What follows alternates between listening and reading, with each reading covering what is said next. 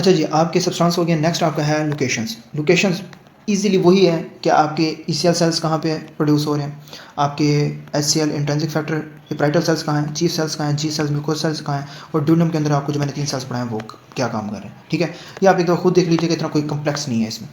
Next वो कहता है पेंक्रियाटिक सिक्रीशंस क्या होती हैं। पेंक्रियाटिक सिक्रीशन में वो कहता है कि आइसोटोनिक फ्लूइड बेसिकली क्या होता है, यानी कि जो पेंक्रियाटिक जूस होता है ना, उसकी जो ऑस्मोलैरिटी होती है, जो पेंक्रियाटिक जूस की ऑस्मोलैरिटी होती है वो आपकी बिल्कुल वैसी होती है जैसे प्लाज्मा की होती है, और होती कितनी है, 300 मिली ऑस्मोल पर केजी। ठीक है, अब इसमें इसका मकसद सिर्फ इसलिए बताया हुआ है कि जब कहीं ना कहीं अगर कंपोजिशन के अंदर कोई चेंजेस आ जाएं, अगर कंपोजिशन के अंदर कोई पानी कम हो, इलेक्ट्रोलाइट्स वगैरह, तो कंपोजिशन के अगर चेंजेस आ जाएं तो उससे ऑस्मोलैरिटी इसकी रिमेन सेम रहती है। पेंक्रियाज की जो ऑस्मोलैरिटी है वो बिल्कुल सेम वही रहती है, उसमें चेंजेस नहीं आती। नेक्स्ट कहता है लो फ्लो हाई क्लोराइड, यानी कि आप जब खाना खाते हैं, बिटवीन मील्स आप जब खाना खा रहे होते हैं, तब आपको आपकी जो बिटवीन द मील्स हैं तो वो जो स्क्रेटन होता है उसकी जो स्टिमुलेशन होती है वो कम हो जाती है। ठीक है, अब साफ ज़ाहिर सी बात है, जब आपकी स्टिमुलेशन की स्टिमुलेशन कम होगी तो उसकी वजह से जो पेंक्रेटिक डक्ट सेल्स हैं वो नॉर्मली क्लोराइड का कंपनसेट कर देंगे क्लोराइड को बाइकार्बोनेट के साथ। क्लियर।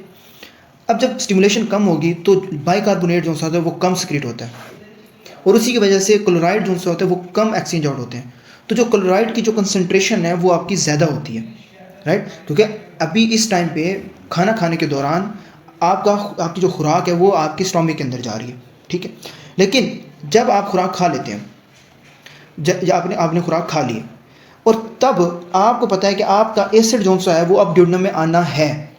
अब मुझे बताएं कि पेंक्रियाटिक सिक्रीशंस के लिए आपकी जो ड्यूडेनम है उसको अल्कलाइन होना चाहिए या एसिडिक? ऑफ कोर्स उसको अल्कलाइन होना चाहिए, और उसके अंदर आपका हाई फ्लो के अंदर आपका बाइकार्बोनेट ज़्यादा रिलीज होता है, ड्यूडेनम में एंटर होता है, स्क्रीटन रिलीज होता है, और स्क्रीटन आपको पता है कि आपका एसिड जो सा होता है उसकी जो स्टिमुलेशन है उसको कम कर देता है, और उसकी वजह से आपका अल्कलाइन नेचर हो जाता है। क्लियर।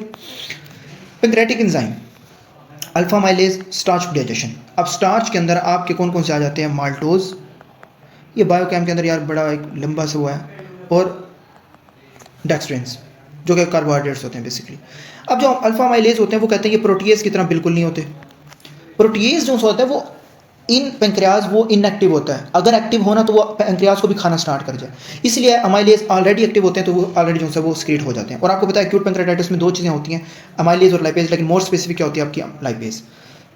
लाइपेज आपकी लिपिड डाइजेशन के अंदर जो है वो हेल्प आउट कर रही होती है। आपके जो ट्राइग्लिसराइड होते हैं, ट्राइग्लिसराइड्स हैं उसको मोनो और फ्री फैटी एसिड्स के अंदर चेंज कर देते हैं।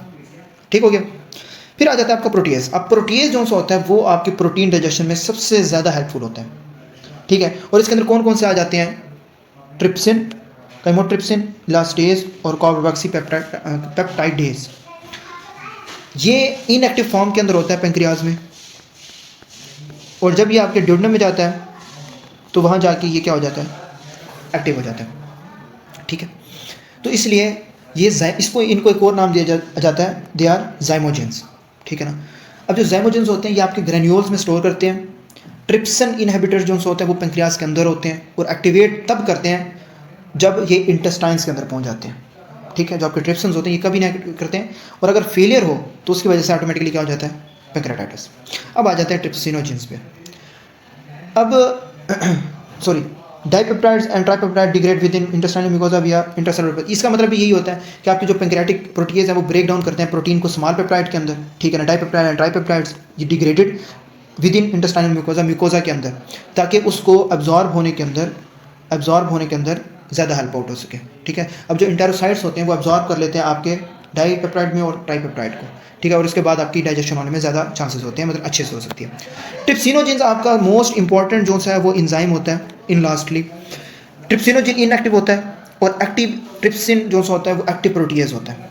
Converted to active enzyme trypsin and activation of other pro enzyme and cleaving of additional trypsinogen molecule into active trypsin, यानी कि ये दूसरे प्रो एंजाइम्स को भी एक्टिवेट कर देते हैं। जब ट्रिप्सिन एक दफ़ा बन जाए तो वो आपको और एंजाइम को भी कर देता है, जिसके अंदर भी मैंने ऊपर आपको पढ़ाया कीमोट्रिप्सिन आ जाता है आपका कीमोट्रिप्सिन इलास्टेज है और कार्बोक्सीपेप्टाइडेज है। इनकी जो इनएक्टिव फॉर्म होती है ना वो होती है प्रो इलास्टेज। कीमो की होती है कीमोट्रिप्सिनोजिन, ठीक है ना, और कार्बोक्सी होती है प्रो लगा के फिर आगे वैसे ही सेम टू सेम, ठीक है। अब वो कहता है कि cleaving additional trypsinogen active trypsin, यानी कि ट्रिप्सिन जो सब एक्टिवेट हो जाता है और मोर से मोर जो सब आपका ट्रिप्सिनोजिन ट्रिप्सिन में चेंज होना स्टार्ट हो जाता है, ठीक है। अगर ट्रिप्सिन जो है वो एक्टिवेट हो जाए इंजाइम पैंक्रियाज के अंदर, तो उसकी वजह से आपका क्या होना स्टार्ट हो जाता है, सेल्फ डाइजेशन। क्या होना स्टार्ट हो जाता है, सेल्फ डाइजेशन। अब सेल्फ डाइजेशन होती है तो उसकी वजह से एक्यूट पैंक्रियाटाइटिस के आपके चांसेस होना स्टार्ट हो जाते हैं, ठीक है ना। और इसकी मोस्ट कॉमन जो रीजंस होती है ना वो आपके गॉल स्टोन्स की वजह से भी हो सकते हैं, अगर वो पैंक्रियाटिक डक्ट के अंदर आ जाए, अल्कोहल इंटेक की वजह से भी हो सकता है, और अगर आपका ट्राइग्लिसराइड जो अगर ज़्यादा है तो उसकी वजह से भी हो सकता है, ठीक है। Converted trypsin by enterokinase and cleaving additional trypsinogen molecule into active trypsinogen. अच्छा, converted trypsinogen by enterokinase tripeptidase a brush border enzyme on duodenal and jejunal mucosa, यानी कि आपका जो ट्रिप्सिनोजिन है ये एक ब्रश बॉर्डर होता है आपके ड्यूडनम और जिजनम के ऊपर। कहाँ पे, ड्यूडनम और जिजनम के ऊपर। और ये क्लीव्स का मतलब ये होता है कि ट्रिप्सिनोजिन से ट्रिप्सिन के अंदर चेंज होना है, और ये आपका फर्स्ट स्टेप होता है। और ड्यूडनम के अंदर ही क्यों, क्योंकि जब पैंक्रियाटिक एंजाइम जो होते हैं वो आपके एक्टिवेट कब होते हैं, जब वो पैंक्रियाज के अंदर वो इनएक्टिव फॉर्म में, और जैसे ही वो पैंक्रियाज को लीव करते हैं तो आपका जो है वो एक्टिवेट हो जाते हैं, ठीक है ना। And it is basically safety mechanism, right. अगर इसको मैं एक कंप्लीट आपको बताऊं, अगर आप कंफ्यूज हो रहे हैं इसका पूरा, तो फॉर एग्जाम्पल पहले आपका एसिड एंटर हुआ ड्यूडनम के अंदर, ड्यूडनम से आपका स्क्रीटन रिलीज़ हुआ, इसने आपका H+ को कम किया, SCO3 को ज़्यादा किया, एल्कलाइन नेचर हो गया। इसके बाद आपका सीसे की रिलीज़ हुआ कोलेसिस्टोकाइनिन, इसकी वजह से एंजाइम की सिक्रीशन हुई। इंटेरोकाइनेज ने आपका ट्रिप्सिनोजिन इसको किया, ट्रिप्सिनोजिन से होता है वो ट्रिप्सिन में चेंज हुआ, और ट्रिप्सिन ने जितने भी प्रोटीएज जो एंजाइम्स हैं सारों को एक्टिवेट कर दिया, ऑल प्रोटीएज को, और उसकी वजह से आपको क्या होना स्टार्ट होगी, प्रोटीन की डाइजेशन। तो ये पूरा पैंक्रियाटिक एंजाइम का आपको मैंने बता दिया, ठीक हो गया। नेक्स्ट आपका आ जाता है कार्बोहाइड्रेट एब्जॉर्प्शन। कार्बोहाइड्रेट एब्जॉर्प्शन क्या होती है, बेसिकली इस इमेज को छोड़ दें, आप ज़रा यहाँ पे आ जाए। Only monosaccharides glucose galactose fructose are absorbed by enterocytes, यानी कि इंटेस्टाइन्स जो से होती हैं वो आपके इनके अलावा किसी को अब्जॉर्ब नहीं कर सकती, ग्लूकोज गैलेक्टोज फ्रक्टोज को। अब साथ सी बात है, इसके पीछे भी तो कोई होगा ना, यानी कि आपके डाइसैकराइड्स और पॉलीसैकराइड्स ये आपके डाइजेस्ट नहीं कर सकती enzyme, so they must first be broken down into, आपका जो डाइसैकराइड होता है इसके अंदर आपका क्या होता है, लैक्टोज होता है ना, और सुक्रोज होता है, और पॉलीसैकराइड के अंदर आपका क्या होता है, स्टार्च होता है।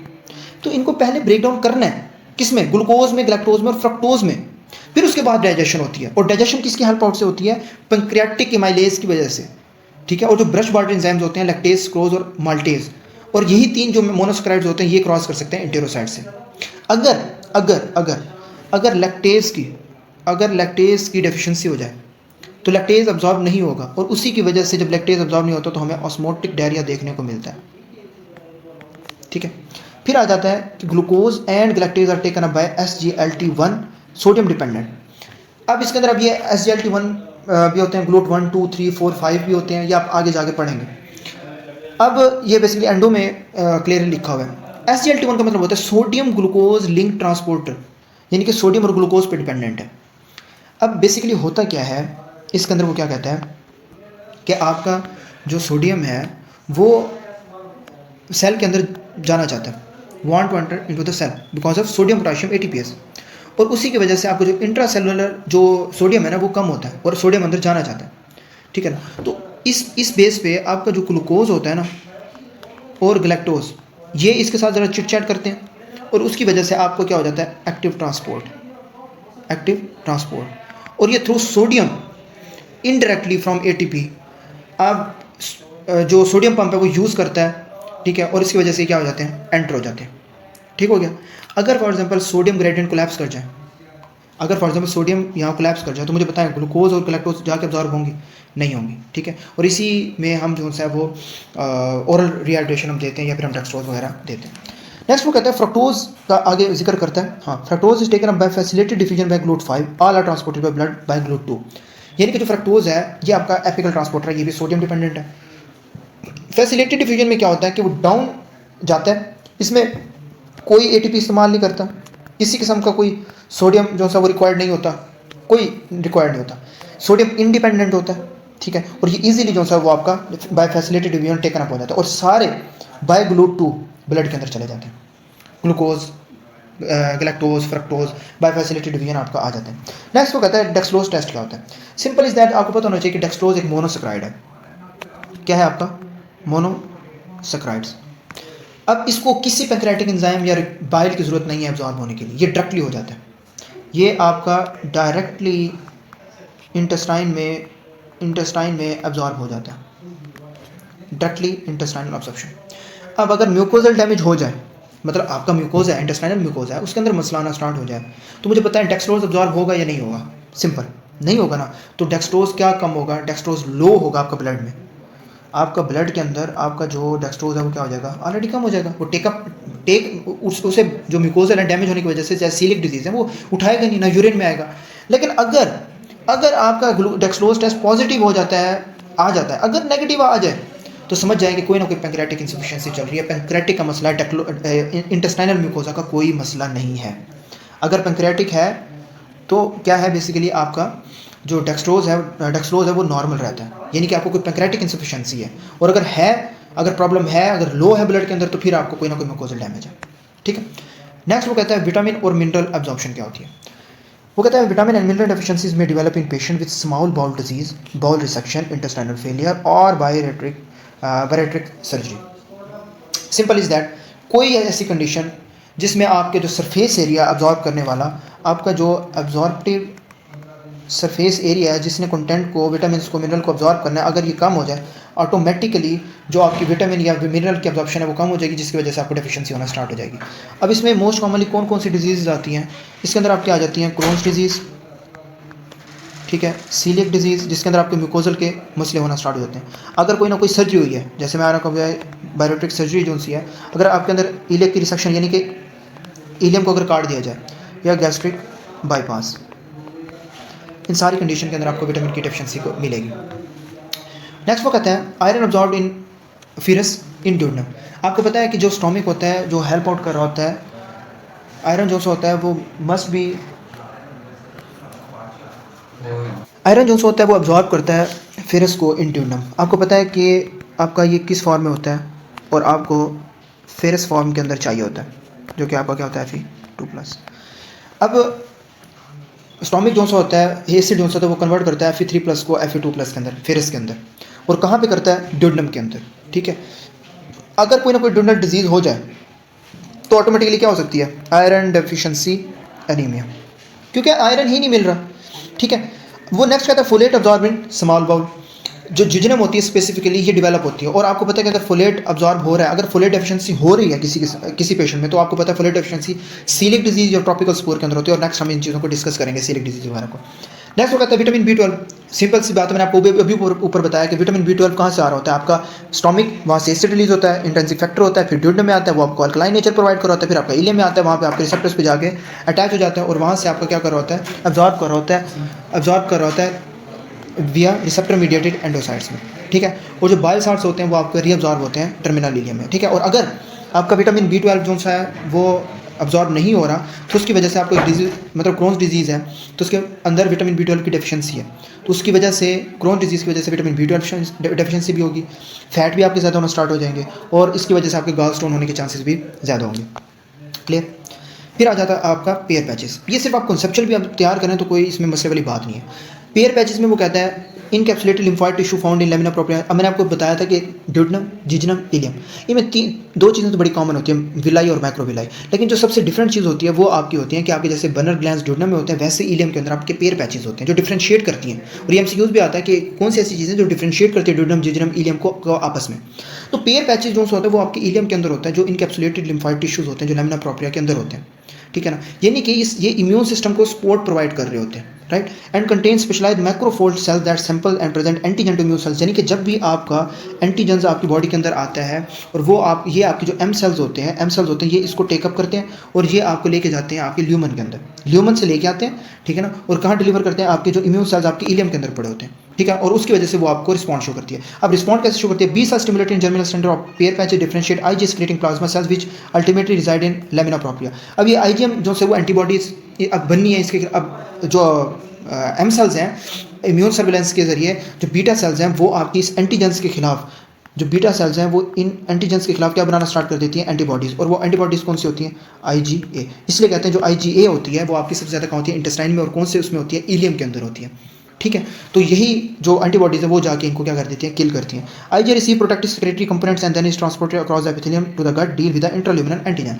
जो आईजी होता है वो लैमिना प्रोप्रिया के अंदर बनता है, बन के वो बाइंड करता है आईजी रिसेप्टर के साथ, ठीक है, वहाँ से आईजी रिसेप्टर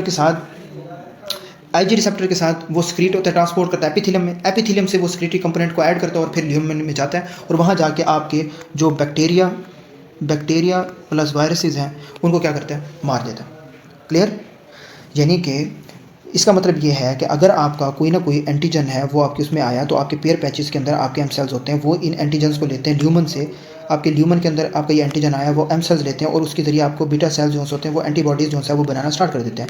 एंटीबॉडी होती है आपकी आईजीए, और आईजीए जो होता है वो बाद के अंदर जाके एपिथेलियल सेल्स के अंदर जाके इसको आपके जो एंटीजन्स होते हैं इनको मारने के अंदर जो होता है वो हेल्प आउट कर रही होती है। Simple is that. तो क्लिनिकल अगर करेक्शंस की बात की जाए तो आपकी सीलिक डिजीज़ हो रही है तो आपका जो डेक्सट्रोज है वो कम है, अगर इलियक की रिसेक्शन हो रही है तो विटामिन B12 जो होता है वो उसकी डेफिशिएंसी हो रही है, और अगर सेक्रेटरी आईजीए डेफिशिएंसी है तो उसके किसकी वजह से, रिकरेंट म्यूकोजल इन्फेक्शंस की वजह से, और लैक्टोज की अगर डेफिशिएंसी है तो ऑस्मोटिक डायरिया हो सकता है, ठीक है।